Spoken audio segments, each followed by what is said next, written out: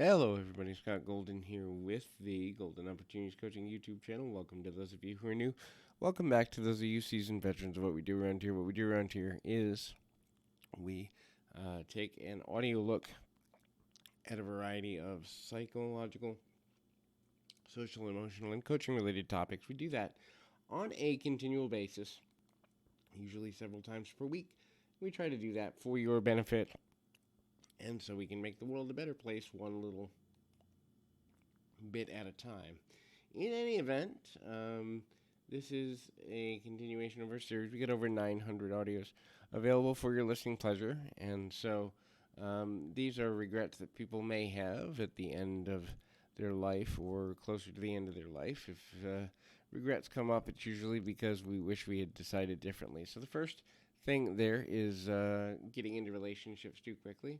Emotional stability through relationships is a tricky thing because some people find that being with someone can be helpful or mutually beneficial. Other people find that relationships need more time to nurture and grow, and oftentimes when we only follow our emotional state, getting into a relationship too early can be problematic on several levels. The next is social isolation. So, beginning to understand the value of social isolation as it relates to getting to a meaningful place within ourselves. That is the understanding that we either cut ourselves off from family and friends, we cut ourselves off from certain levels at which we feel we need support, or we don't keep the support we need, can be super beneficial to address within ourselves. Unfortunately, many times we come up with rationalizations to be socially isolated, or things like mental and emotional illness, and later in life we realize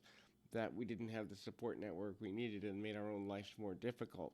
The next thing to consider in that sort of situation is the tendency towards um, uh, holding on to negative emotions.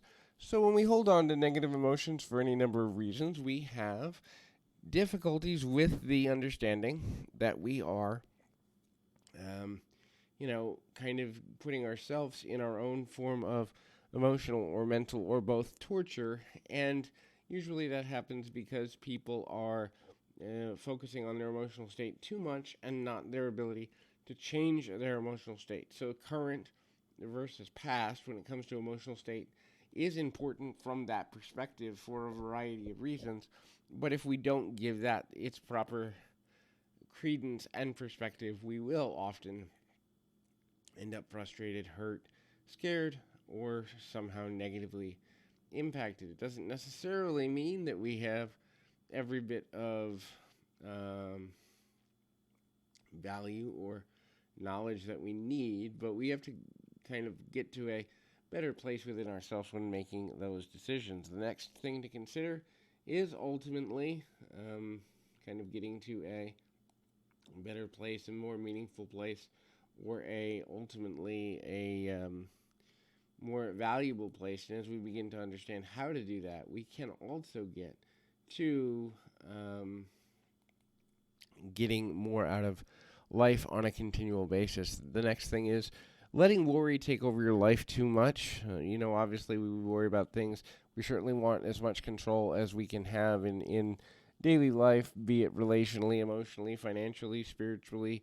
But when we worry about things not going the right way, it forces us to often lie, either to ourselves or to others, or a combination of both. The lies that come from that can lead, in fact, to bad health.